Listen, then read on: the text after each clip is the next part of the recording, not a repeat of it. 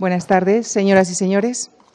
Permítame recordarles que el próximo lunes el futuro de las monarquías a debate en nuestro formato La Cuestión Palpitante con José Juan Toaria e Ignacio Molina junto a los periodistas Antonio San José e Íñigo Alfonso. Están ustedes cordialmente invitados. Y esta tarde con nosotros el filósofo, jurista y sociólogo Antonio Escotado, a quien agradecemos que haya aceptado nuestra invitación.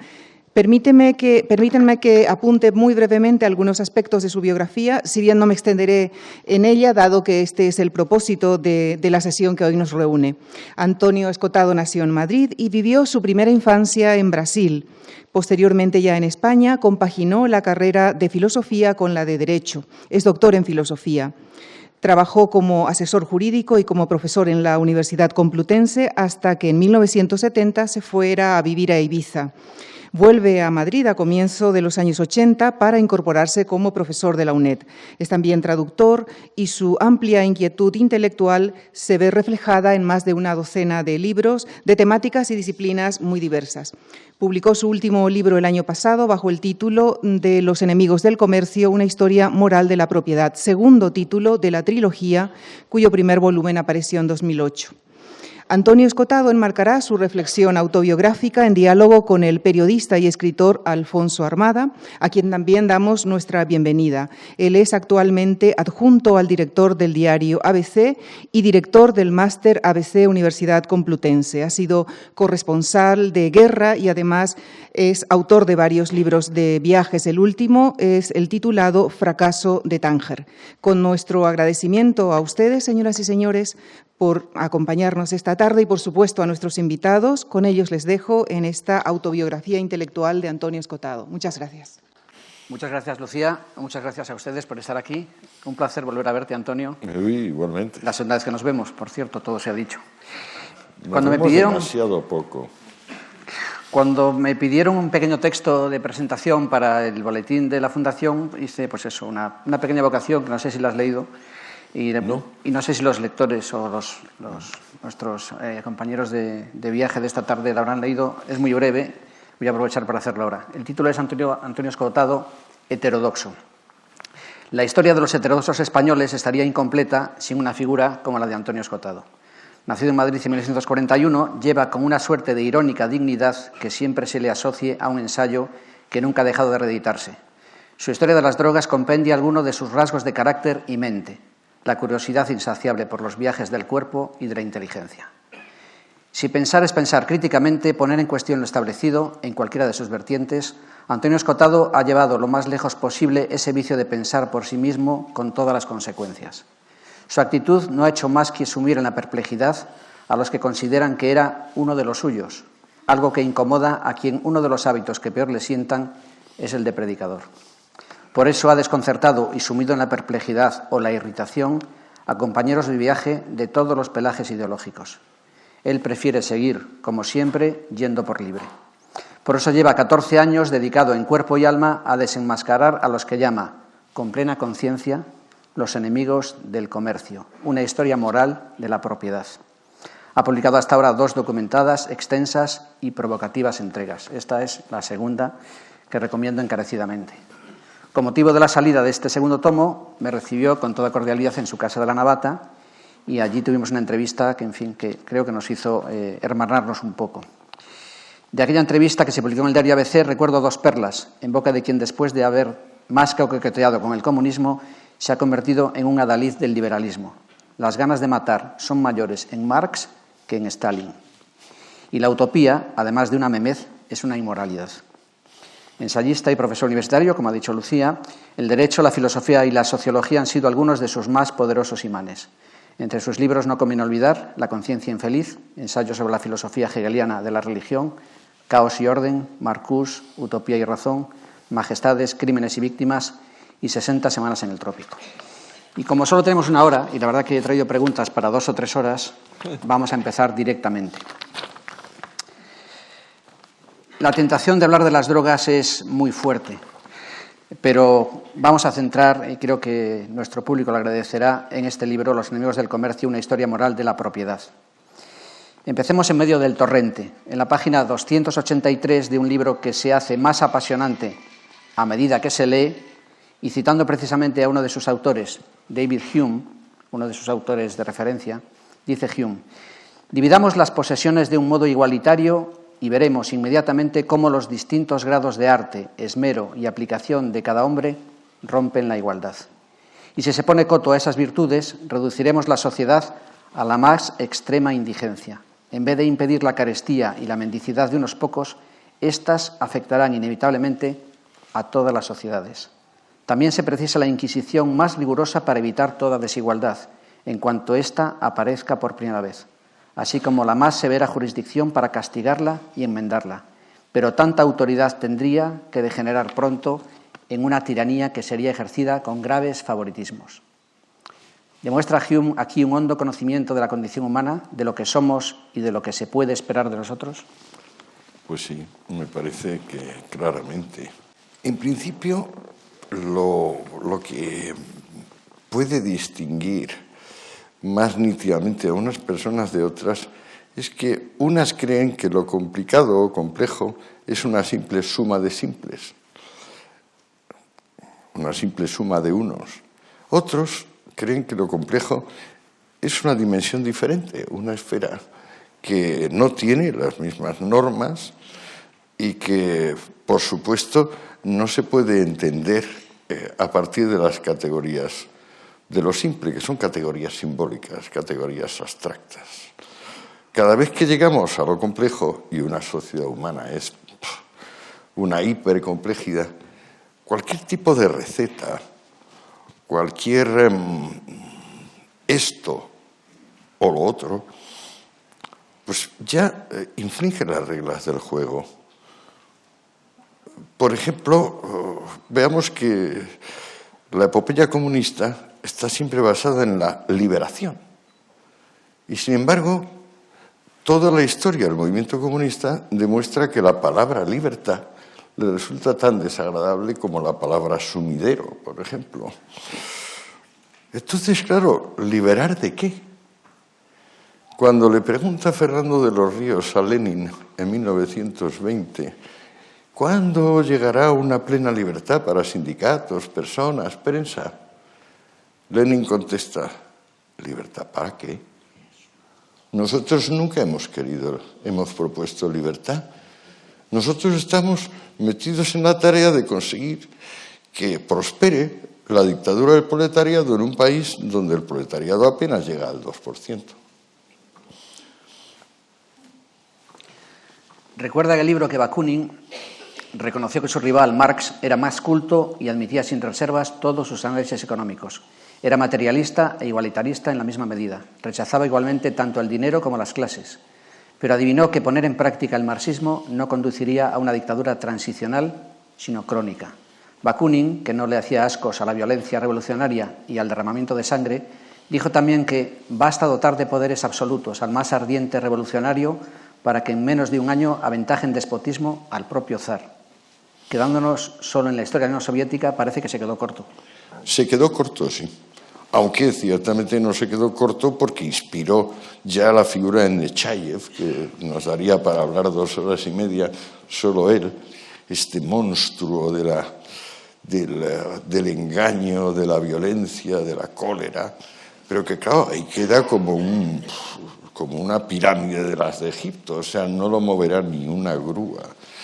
Y Bakunin, lo que pasa es que dentro de su barbarie, de su odio, él decía con razón que el latino se parecía al eslavo en su pretensión de arrasar completamente, empezar desde cero cada historia. Y en este cotejo de eslavos y latinos no se equivocó. Gracias a él se produjo la revolución cantonalista, que echó al pobre Pi Margall de la Primera República Española. Y es curioso cómo, a pesar de lo bestia y lo rencoroso que podía ser, tuvo esa sensación de que esta parejita, hablando de Marx y Engels, son un par de señoritos provincianos que lo que quieren es mandar. Yo creo que se equivocaba en parte respecto de Engels, un hombre que, a mi juicio, estuvo siempre fascinado hasta hasta un punto ya muy cercano al enamoramiento de Marx, como si Marx tuviera poderes hipnagógicos, de alguna manera, que creo que los tuvo. Y eso explica el asunto. Y dijo, no, un par de señoritos ambiciosamente autoritarios, pero provincianos. Curioso. En concreto, además, tenía esa pregunta justo la próxima, hablando de cuando visitó Bakunin a Marx y Engels en Bruselas en 1847, dice que emplean la palabra burgués como un lema repetido hasta el hastío, cuando son de pies a cabeza y hasta la médula burgueses provincianos. ¿Qué son nuestros heroicos y profesorales adalides de Podemos? Pues habrá que darles, como dicen los chinos, cuerda.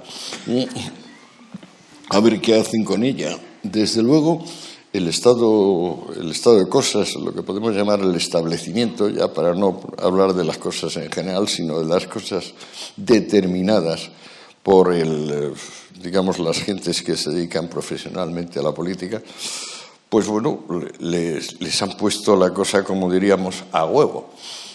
Todo el país está tan profundamente indignado, excepto el 500.000 de personas o el 1.000.000 de personas que cobran por ser políticos, está tan tremendamente indignado que pues, bien puede llevarse un mordisco del electorado. A pesar de todo, aquí vuelve a funcionar la complejidad, como en casi todos los planos de la vida, y me da la sensación de que, igual que en las recientes elecciones catalanas, votó un número anormalmente bajo de personas, a pesar de una tremenda campaña justamente para que votaran.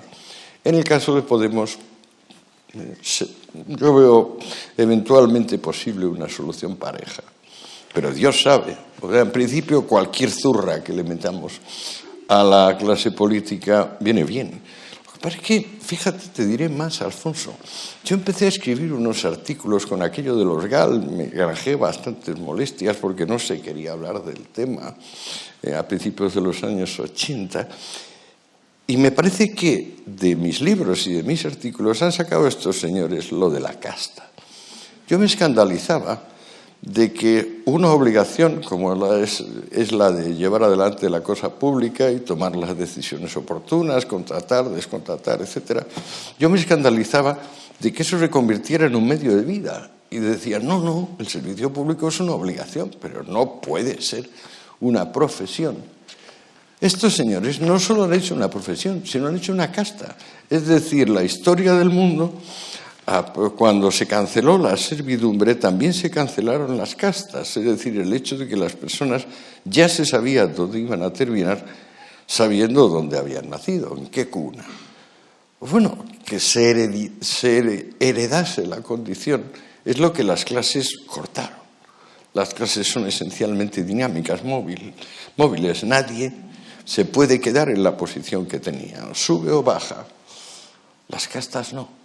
Sin embargo, el estamento político español ha conseguido convertirse en una casta tipo Fidel Castro o las de Corea del Norte, en el sentido de que se heredan las prebendas. Cierto, aquí siempre ha habido clientelismo, aquí siempre ha habido caciquismo, aquí siempre ha habido esa mezcla de paletería y barbarie a la hora de abordar los deberes ciudadanos. Pero es que se ha llegado a unos extremos realmente escandalosos. Me gustaría volver un poco a la relación entre Engels y Marx. Entonces, hablabas de que se podría incluso hablar casi de un cierto enamoramiento. La verdad que la fascinación y el trabajo que hace Engels, no solo desde el punto de vista financiero, sino en lo que cuentas de cómo Marx seguramente no sería Marx sin la ayuda de Engels, porque le corregía los manuscritos hasta un extremo de una devoción absoluta. Estaba medio ciego Engels y, sin embargo, trabajaba 8 y 10 horas al día creyendo que su amigo había descubierto lo que claramente no había descubierto. Y al final tenía que poner el pobre Engels, él mismo, esos capítulos entre corchetes, porque desde la primera palabra a la última, y hablo de capítulos de 20 y 50 páginas, los había escrito Engels simplemente para demostrar aquel disparate de la plusvalía. Si te acuerdas, es el equívoco quizás más asombroso de la historia del pensamiento, lo de la plusvalía. Porque, claro, plusvalía significa que hay una diferencia entre el coste de producción de los bienes y el precio de venta que es el robo del empresario, el robo del capitalista. Tú dices, ¿de dónde viene esto? Pues esto viene de que Robert Owen, el gran filántropo y también comunista inglés, él leyó el Tratado de Ricardo, los principios de economía, que es una cosa bastante abstrusa y sobre todo muy elíptica el estilo de Ricardo, y lo que él quería es saber qué proporción daba cada clase social al Producto Nacional Bruto, digamos, o neto. Y como el libro de Ricardo no contestaba a eso, y él tampoco se había leído de economía,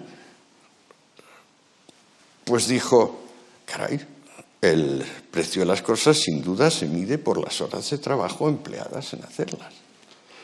Y eso lo daba por completamente evidente. También lo daba por evidente Ricardo. Y también lo daba por evidente Adam Smith. Pero es un disparate absoluto, porque como hemos hablado alguna vez, por esa misma razón, el tiempo que tarda Picasso en hacer una de sus palomas haría que fuera 10.000 veces más barato que pintar la caseta del perro. Pero da la casualidad de que no sucede eso. Entonces, sobre la hipótesis de que el precio del valor, no, la hipótesis de que el valor venía determinado por las horas de trabajo empleadas en producir cada objeto, él dijo, pues no me salen los precios. Y como no me salen los precios, es que alguien roba. Y de ahí viene el concepto de plusvalía, que Marx le dedica casi 1000 páginas, 2 o 3 ecuaciones algebraicas incluso, que son realmente risibles, porque hay un par de magnitudes que son numéricas y otras que son transnuméricas, o sea, meramente cualitativas, y todo viene de eso. Es decir, de un señor que se lee el libro de otro, que es un libro muy oscuro y difícil, y como no acaba de salir adelante, pues dice, pues esto tiene que ser así. Y entonces esto tiene que ser así, lo van cogiendo otro y otro y otro, y hemos llegado al día de hoy, y hay gente que sigue hablando de la plusvalía, como si fuera una magnitud medible. Otro equipo también que ha hecho fortuna es la famosa frase de Proudhon, la propiedad es un robo. Tú además dedicas páginas muy lúcidas a hablar con mucho entusiasmo y con mucho cariño acerca de la figura de Proudhon, ¿no? ¿En qué medida ese malentendido también se ha convertido en un lugar común, ¿no? Es un gran tipo, como Owen también es un gran tipo, aunque Owen es un orate y Proudhon no. Aunque Proudhon tiene su pinceladita de orate también. Volviendo a Bakunin, recuerdas que en términos de política práctica su mayor acierto era ser anticipar que las cabezas de playa para el desembarco de su proyecto están en Europa meridional y más concretamente en España, pues solo allí y en las estepas rusas perviven los sólidos elementos bárbaros animados por su ira elemental. Y su decisión de enviar a Madrid y a Barcelona un emisario bastará para poner en marcha el anarquismo ibérico, sin duda el más amplio y sostenido proyecto de sociedad sin Estado de los ensayados hasta ahora. ¿Por qué fue España el lugar del mundo donde cuajó más y mejor el anarquismo y podría volver a ocurrir? Pues me parece que sí, sí. Caín mató a su hermano. ¿Por qué mató Caín a su hermano? Se lo preguntó su padre. Caín no tuvo una explicación razonable. Pues luego la Biblia, pero no tan directamente, habla de que los sacrificios de Abel eran mejor recibidos por el Señor. Y porque sacrificaba los animales sanos y en cambio el otro, fíjate qué loco Caín, sacrificaba los animales enfermos o los animales defectuosos. Cuando al Señor Yahvé lo que quiere es el animal más sano y más impecable de la manada, que se le inmole en su memoria. Allí donde Caín sienta sus reales, pues bueno, va a haber rabia elemental, como dice Bakunin, va a haber un odio a la plenitud del otro. Todos los sentimientos que se pueden atribuir, como diría Spinoza, a ese profundo disgusto que genera el gusto ajeno. Entonces, esas personas que se sienten ofendidas por el bien del vecino, bueno, son bastantes personas.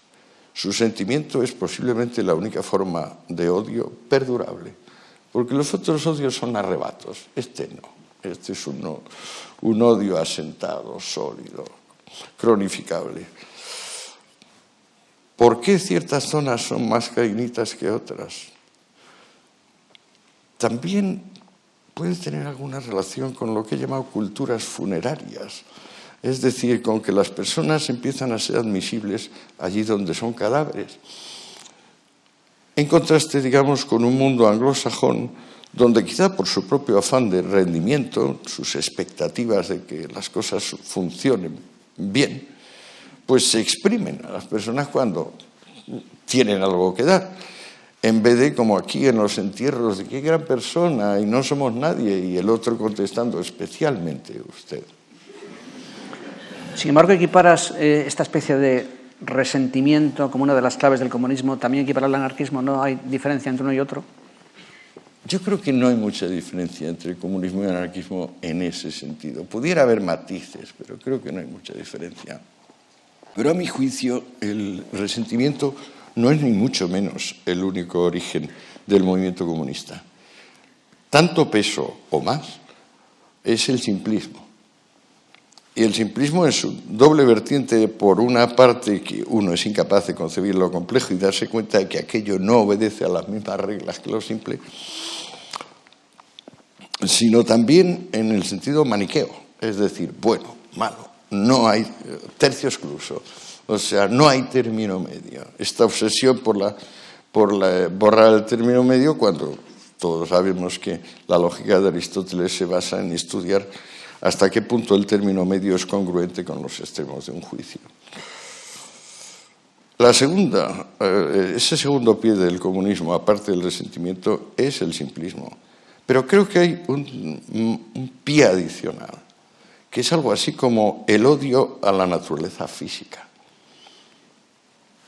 Es cierto que esto de nacer y tomarle tanto cariño a uno mismo para luego tenerse que morir es un poco raro. A pesar de todo, la naturaleza física, la que se autoproduce, se distingue radicalmente, digamos, del mundo de los signos, del mundo de los símbolos y, por supuesto, de los sueños y de las fantasías y de los ideales, en que tiene un pormenor infinito. O sea, tú lo miras y no se acaba aquello. La extensión de aquello depende de tu paciencia y de tus aparatos de medida, porque si no, aquello no se acaba. En cambio, el mundo simbólico empieza y termina allí mismo. Es algo parecido a la relación entre la inteligencia y la voluntad. La voluntad quiere, finalmente nace con aquella palmada que le dan a los bebés recién salidos y entonces se ponen a llorar. Con ese primer llanto ya se origina el quiero una cosa que no tengo. La inteligencia acepta, se resigna y en esa misma medida, pues claro, forma un universo que no tiene que ver con el de esto es lo bueno, esto es lo malo, hagamos esto, no hagamos esto, en fin, en general con la acción que no está basada en una detenida deliberación previa. Esto venía a cuento de que el comunismo no era solo resentimiento. En tu caso concreto, en tu biografía intelectual y personal, este libro, de alguna manera, es una especie de expiación o de explicación de tus coqueteos iniciales con el comunismo y el simplismo de la adolescencia y de no adolescencia, sino de los años ya de madurez. Una vez más, Alfonso, me fascina, porque siempre preguntas lo oportuno. Vamos a ver. Yo le perdí el sentido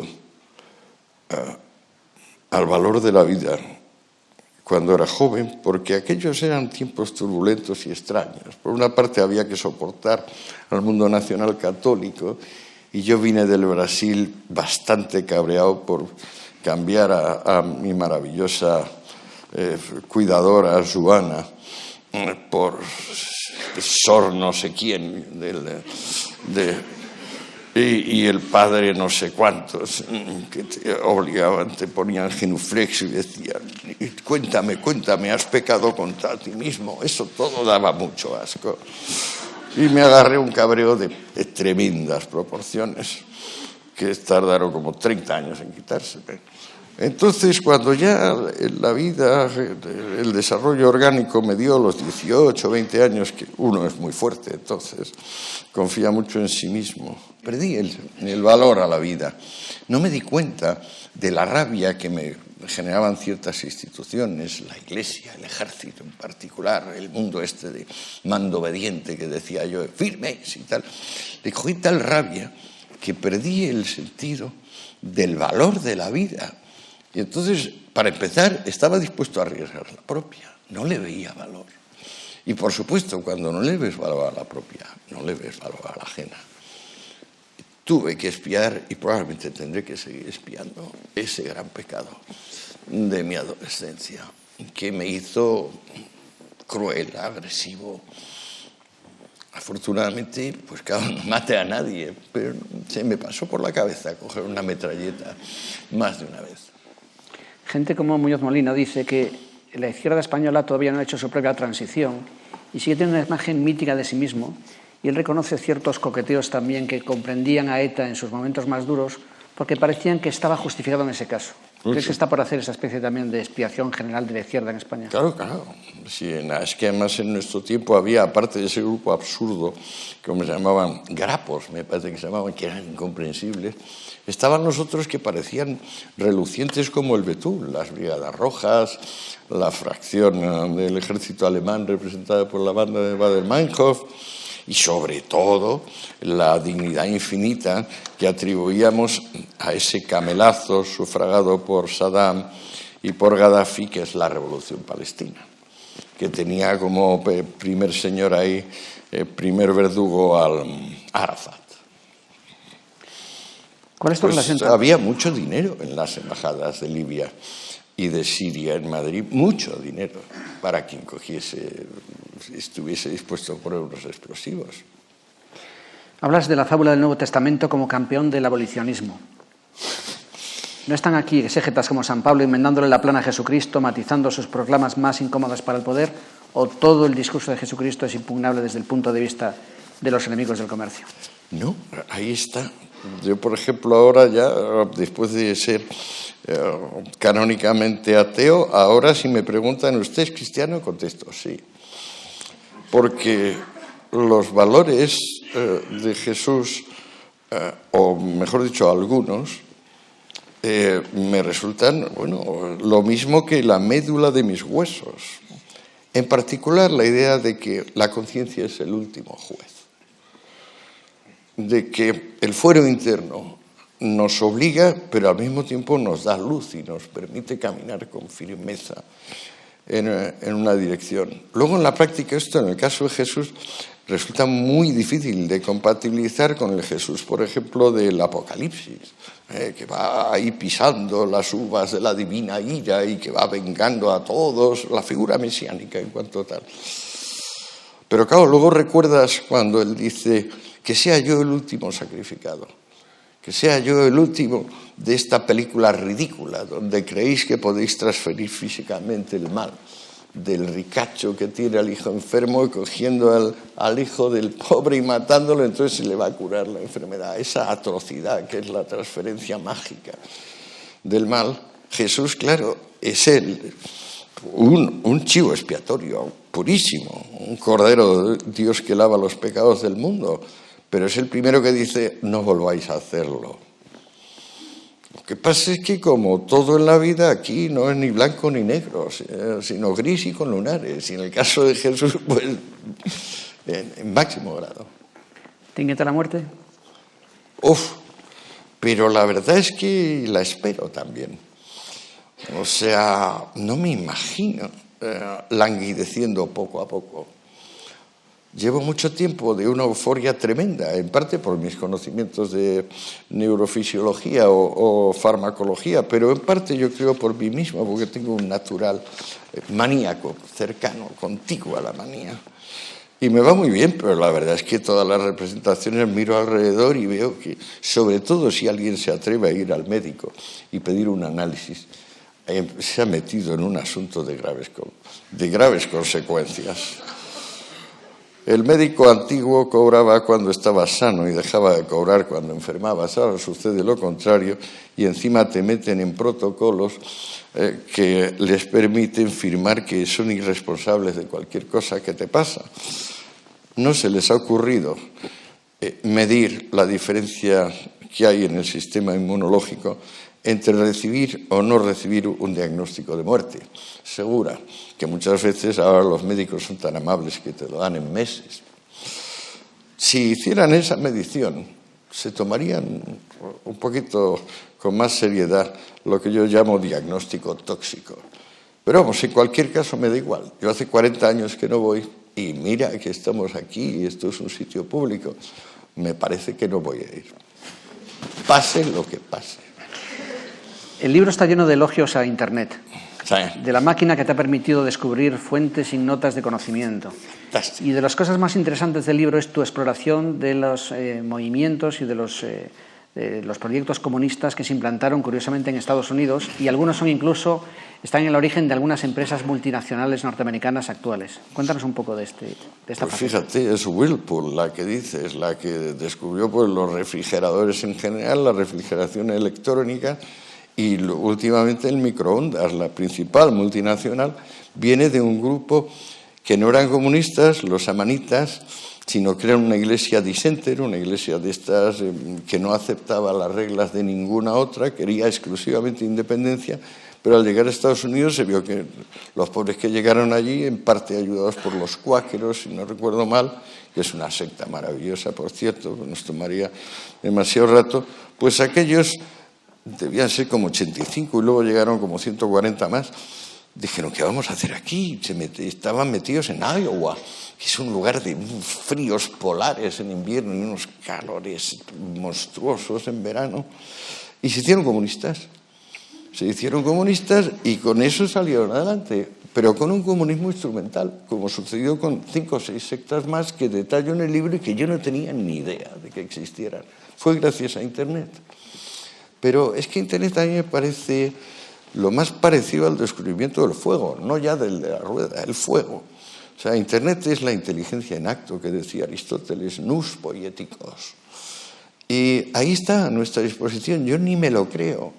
También es cierto que el verbo estudiar no ha calado tan fuerte en otras personas. Yo empecé queriendo ser valiente y acabé aprendiendo a estudiar. Estudiar es maravilloso porque si estudias con una mínima buena fe, vas cambiando continuamente de idea. O sea, dejas de ser del paquete esa idea fija que muchos además se sienten orgullosísimos, porque otra cosa sería traición, o sea, abjurar y tal. No se dan cuenta, claro, que la inteligencia no puede ser un objeto duro, sino que tiene que ser fluidez, maleabilidad, cambio continuo. Entonces, Internet para el estudioso, vamos, el paraíso terrenal. Esa imagen entonces cambiante de Antonio Escotado, esa especie de imagen mítica asociada al mundo de las drogas, el mundo libertario que se ha movido, que se ha desdibujado, que se ha conformado en otra cosa, es lo que no te perdonan tus más devotos seguidores. Pues no lo sé, la verdad. Procuro dedicar el mínimo tiempo de mi día a pensar en por qué hay personas que, aunque yo no detesto, me detestan a mí.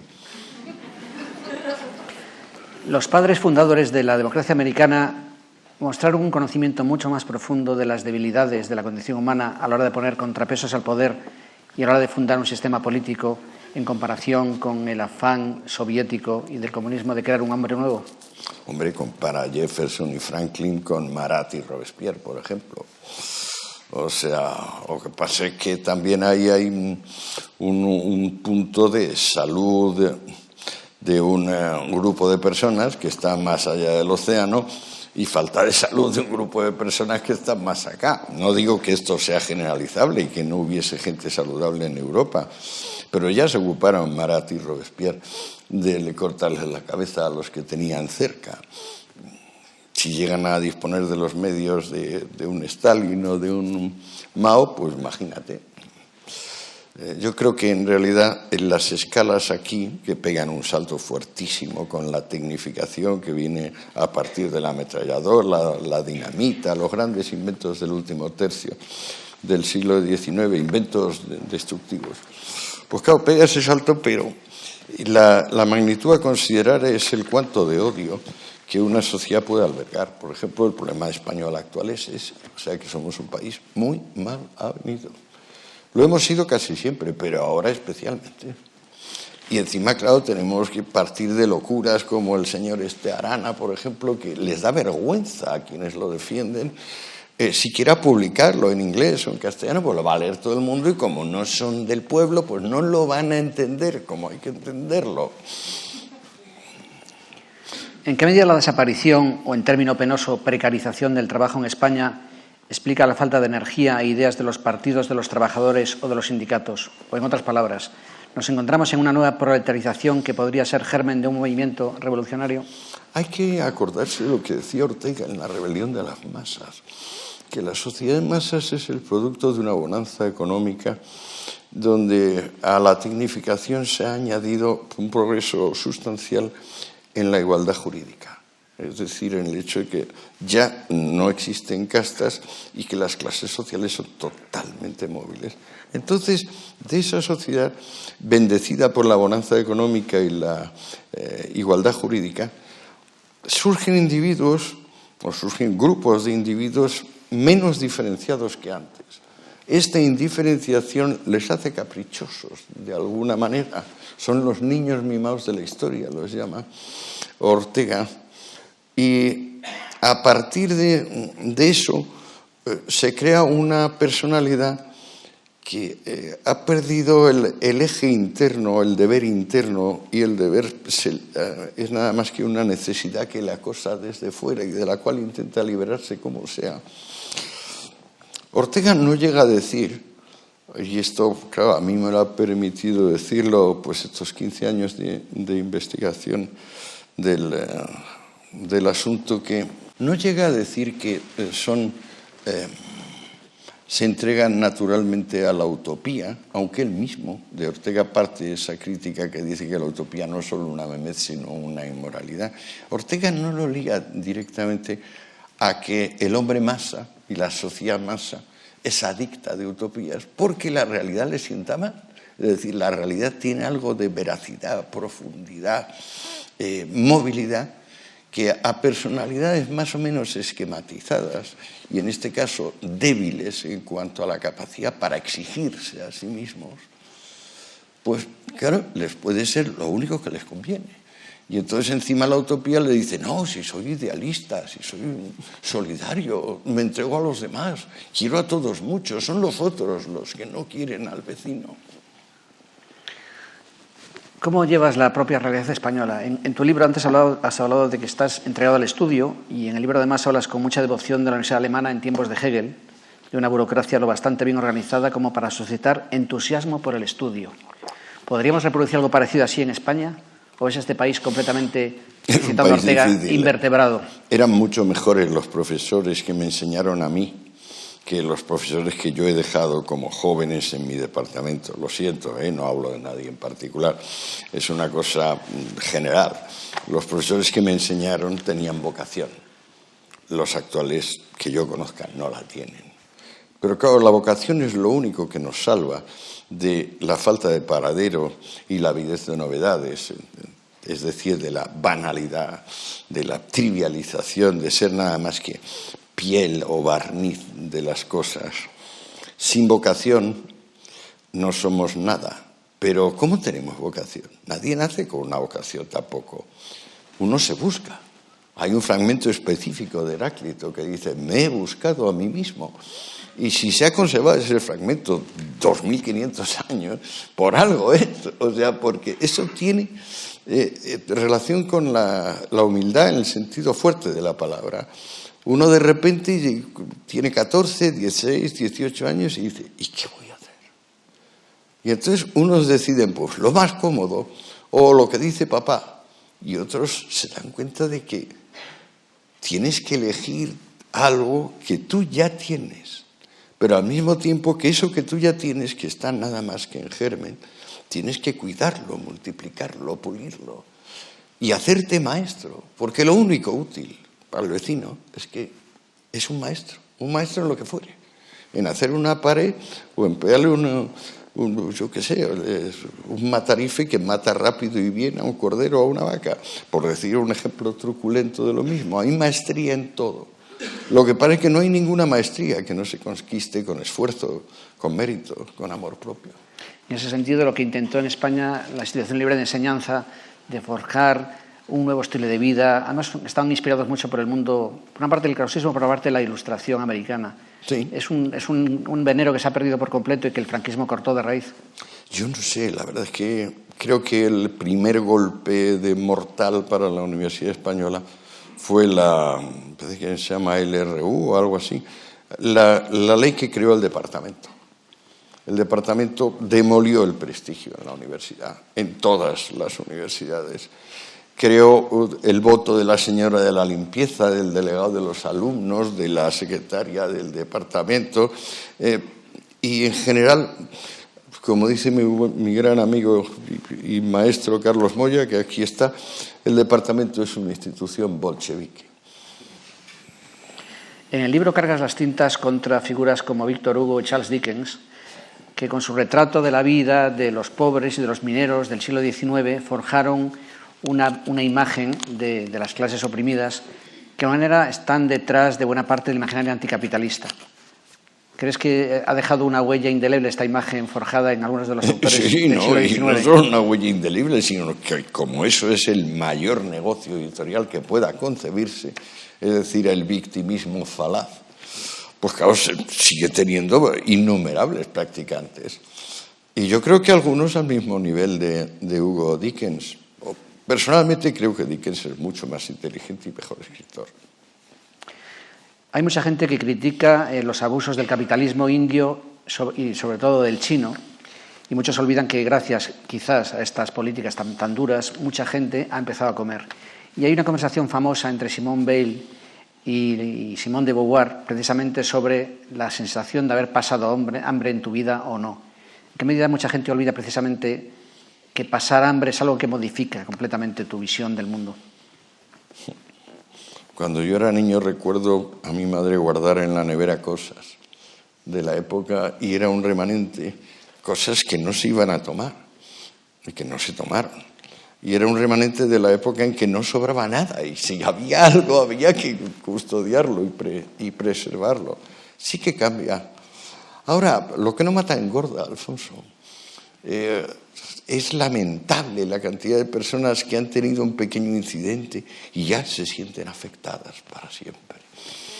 Yo afortunadamente me han dado tales palos la vida que me tengo que reír de esas circunstancias porque soy una prueba viviente de que engorda mucho el recibir caña. ¿Cuál es el género del capitalismo que le ha hecho durar tanto? ¿Conocimiento profundo de la verdadera, irredimible naturaleza humana? Es que yo no sé si capitalismo también es en parte un invento de esta gente, de los simplistas. Capitalismo, ¿cómo llamaríamos a eso? Pues autonomía de la voluntad combinada con vocaciones y entonces pues un salto cualitativo en la relación del hombre con la naturaleza. O sea, hay una ruptura en la simple relación que establece, por ejemplo, el niño cuando llora y quiere con el llanto obtener, que más o menos es el esquema de las revoluciones en general, digo de las revoluciones políticas, de signo así, victimista, igualitarista. Y otra cosa, cuando se ha llegado a crear una capacidad para decir, no, que esto es esto y yo sé cómo hacer esto. Yo sé cómo hacer esto, yo sé cómo montar un negocio, yo sé cómo sacar dinero debajo de las piedras. Esto se puede llamar capitalismo, pero en realidad es la madre del capitalismo, viene antes del capitalismo. Esto viene de un tipo de persona y también de un tipo de grupo social que consiente. ¿Consiente qué? Consiente que unos realmente pues, se escapen de los otros y empiezan a tener muchísimo más. Solo ciertos grupos lo consienten. Los que no lo consienten, eso sí podemos estar seguros, pasan hambre. ¿La relación pecaminosa o incómoda de los españoles con el dinero tiene que ver con la impronta cristiana, con el sentimiento de pecado? Claro, pero es anterior al cristianismo, ya lo tienen los esenios, o sea, es una fantasía de impureza, es un miasma, como se dice en griego. Cuando los husitas ganaban aquellas batallas, que las ganaban todas, porque tenías ese general Sixa, que es posiblemente el más grande estratega de todos los tiempos, muchos de los caballeros que estaban muertos sobre el terreno tenían en las armaduras elementos de oro y plata. No las cogían y les enterraban, porque sentían náusea, repugnancia. Este sentimiento de náusea, por ejemplo, es el mismo que tiene Marx cuando piensa en la naturaleza del crédito, la banca. La mera idea de devolver lo que ha pedido prestado. Porque como es un sablista profesional, pues entonces, claro, le duele muchísimo la mera idea de pensar en que, caramba, yo ahora, como tengo esto, pues tendría que ir ahorrando poquito a poquito y luego haciendo esto, otro, todo eso es la planificación. Por eso ellos dicen en la ideología alemana, pero yo creo que es un texto de puño y letra de los poquísimos de Marx, donde en la sociedad comunista las gentes harán lo que quieran en cada momento. Hoy me dedico a pescar, mañana a ser periodista, el otro día poeta, y tú dices, sí. Y luego resulta que a los 3 semanas de estar Lenin en el poder, es decir, de dar golpe de Estado, se decreta reclutamiento industrial obligatorio.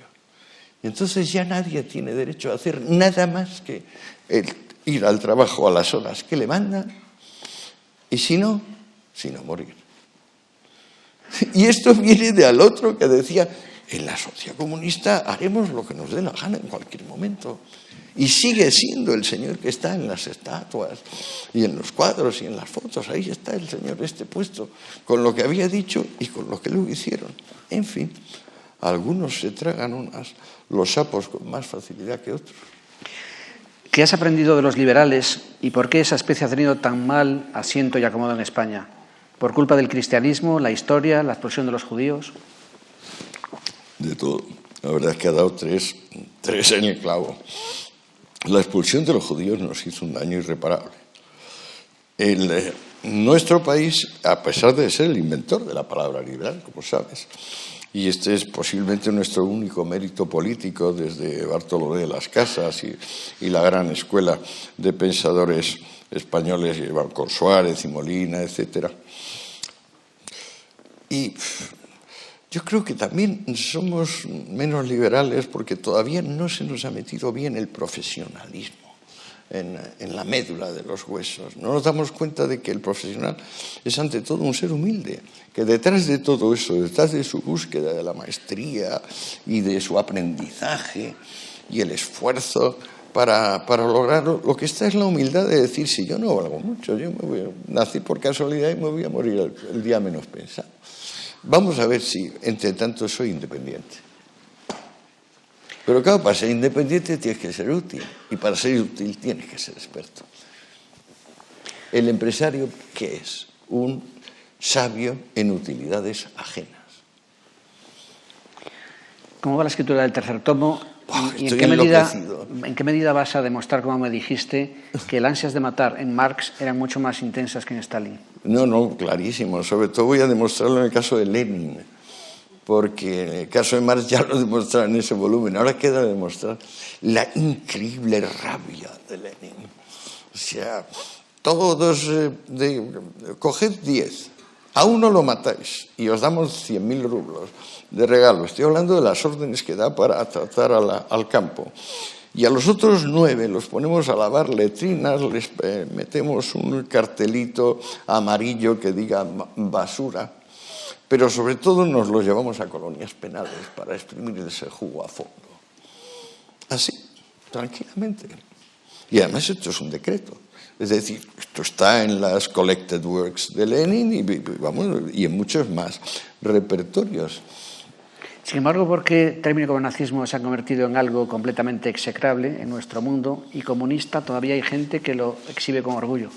A mí esto del delito de apología me parece una pamplina peligrosamente autoritaria. Pero en el caso de que condenar a Hitler y decir que Stalin pudo de alguna manera ser, como dice Pasionaria, el corifeo de la ciencia, pues bueno, es delirante.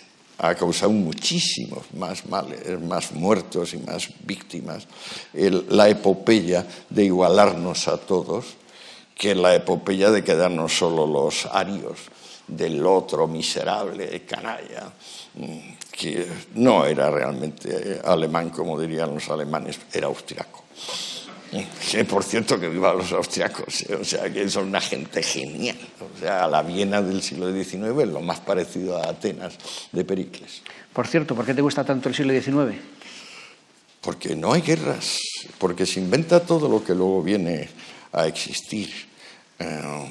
Y porque, digamos, por primera vez el hombre empieza a darse cuenta de lo que ya sabía Aristóteles, que la sociedad no es simplemente, como decía Platón, su maestro, un individuo pero más grande, que no, que es otra cosa, que es realmente un ser complejo y que se rige por principios y dinámicas dispares y que afortunadamente, además, lo complejo es mucho más fértil que lo simple. Lo simple está sometido al principio de entropía, es decir, va siempre del orden al desorden, y lo complejo, en cambio, es capaz de producir orden a partir del caos. Y por eso estamos hablando tú y yo aquí ahora, porque si no, no habría nada desde siempre. Algunos te han acusado, y empezando o terminando por donde empezamos, por la historia de las drogas, de haber sido una especie de instigador de la experimentación a través de sustancias psicotrópicas. Sí, sí. ¿Sigues experimentando en tu propio cuerpo estas sustancias que potencian? Y tanto. La verdad es que me va hasta demasiado bien, siguiendo el principio de la automedicación y la experimentación in corpus proprius. Ya veremos. Llevo un diario, que sería obsceno publicar en vida, pero llevo un diario completamente detallado de todas las sustancias que me administro, cuando me las administro, efectos primarios, secundarios y terciarios. Así aseguro que mis hijos ya podrán pagar por lo menos mi entierro.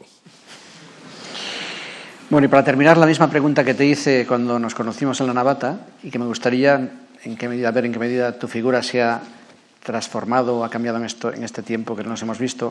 ¿Quién es Antonio Escotado? Ay, por favor. No tengo ni idea.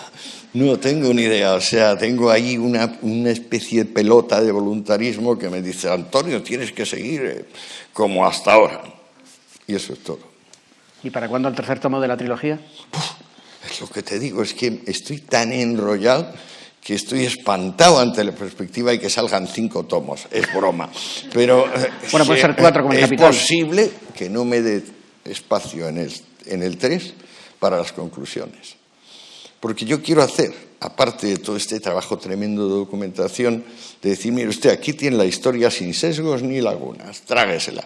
Y si no le interesa, pues diga que no le interese y aquí no pasa nada. Pero luego, desde el principio, yo hice esto para poder tomar una distancia y decir: oiga, señores, yo sobre esto pienso esto. Entonces vamos a ver si me cabe el pienso esto en el mamotretazo de: oiga, lo que pasó fue esto. Bueno, yo les animo a leer la trilogía Los signos del comercio. Ha sido un placer. Gracias, Antonio. Bueno, espero a que ti. nos vamos a ver. Gracias.